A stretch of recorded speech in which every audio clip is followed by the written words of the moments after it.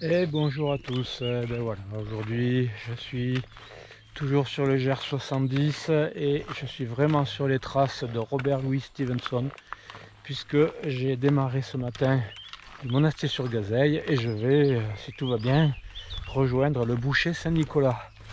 Et bon, il fait pas très beau, il a plu cette nuit, j'ai dormi en tente mais ça s'est bien passé. Et ben voilà, j'ai voulu faire un petit peu comme lui, en mode bivouac. Alors j'ai ressorti mes vieilles affaires de l'époque où je faisais du bivouac. Beaucoup de choses étaient obsolètes, j'ai dû racheter pas mal de matériel. Mais bon voilà, j'ai mon sac un Bionacé 70. Alors le 70 c'est pas pour l'année, c'est plus pour la capacité. Alors c'est vrai que ce mode de progression en bivouac, et ben ça a un avantage, c'est que ça allège un petit peu le budget. Par contre ça alourdit le sac à dos puisque je suis à peu près à 17 kg. Mais bon, j'ai pas mal de vivres, j'ai un boîtier numérique, donc tout ça ça peut être largement optimisé.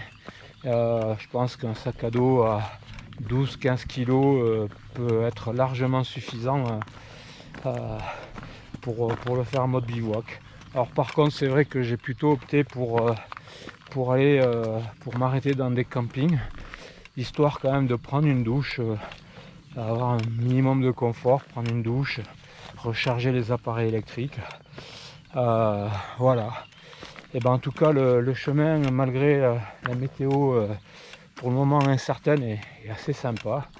Petite montée à la sortie du Monastier-sur-Gazeille, mais ça c'est bien là de bon matin. Et puis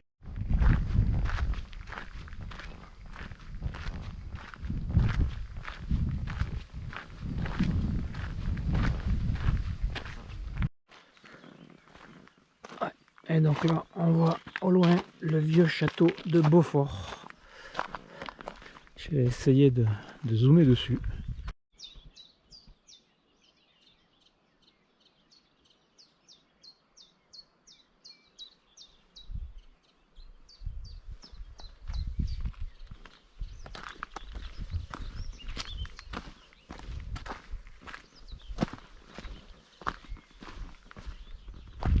Ouais, et ben voilà, le soleil fait tout doucement mais sûrement son apparition.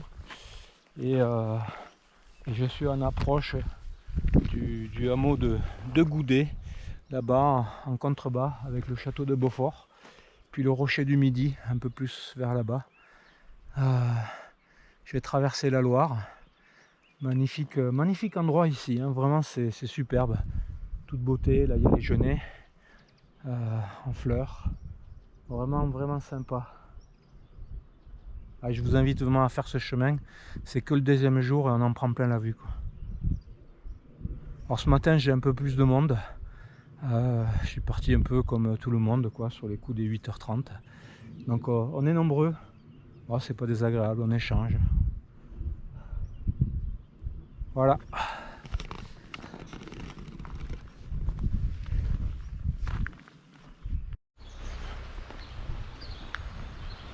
Ouais, et ben voilà la Loire.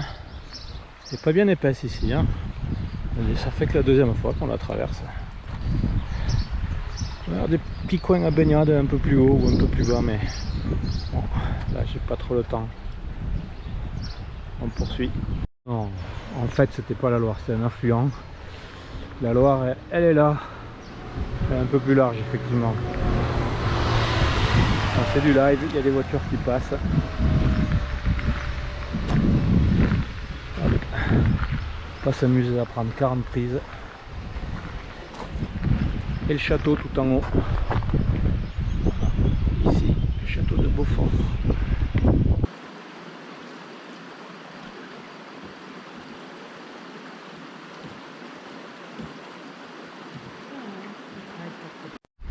Bon ben là il y a plein de Robert Louis Stevenson qui n'arrivent pas à faire avancer leur Modestine.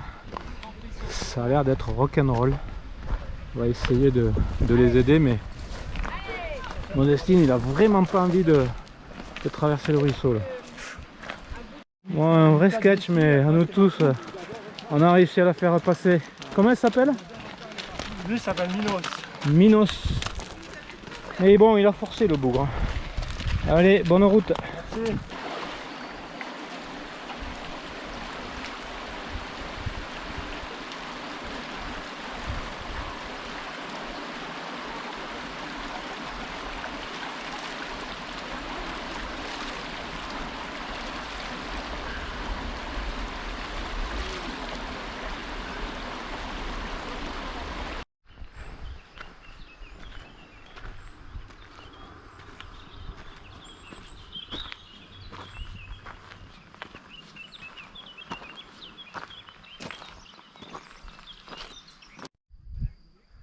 Bon ben voilà, après avoir traversé la Loire, on retrouve des paysages plus ouverts et la montée quand même est assez sèche.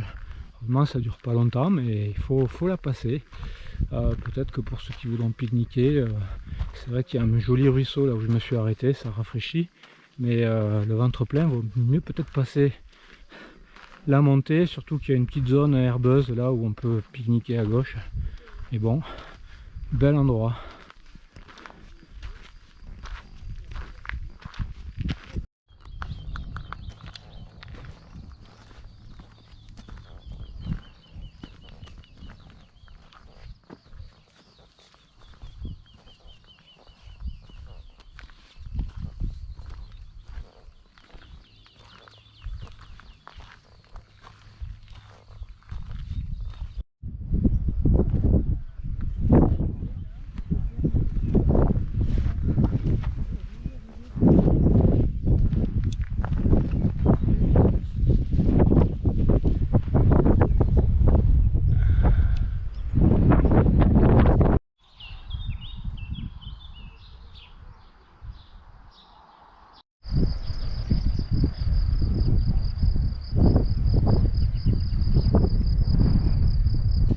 Et ben voilà, je suis à peu près 3 km du boucher Saint-Nicolas. C'était vraiment une belle journée. Ça se recouvre un peu là, mais bon, je pense que ça va tenir. En tout cas, j'espère que ça va tenir. Après passer 20 km, le sac sur les épaules, on le sent. Hein. J'ai d'ailleurs changé le portage de l'appareil photo de bretelles. J'aurais dû le faire peut-être un petit peu plus tôt. C'est un système qu'on fixe sur la bretelle, ça évite de porter l'appareil en bandoulière et d'avoir trop mal au cervical le soir. C'est pas mal, c'est plutôt agréable même. Mais bon, je pense que je changerai de bretelle en cours de route, en milieu de journée pour les prochaines journées. Bon, mais c'était encore une superbe balade. De beaux panoramas, un peu comme hier, mais bon, c'est quelques différences malgré tout. Et puis 24 km. Bon, ça se fait bien, ça se fait bien. Et ben, être, je pense, la fin du jour 2. Et puis, bah, à demain pour le jour 3. Salut!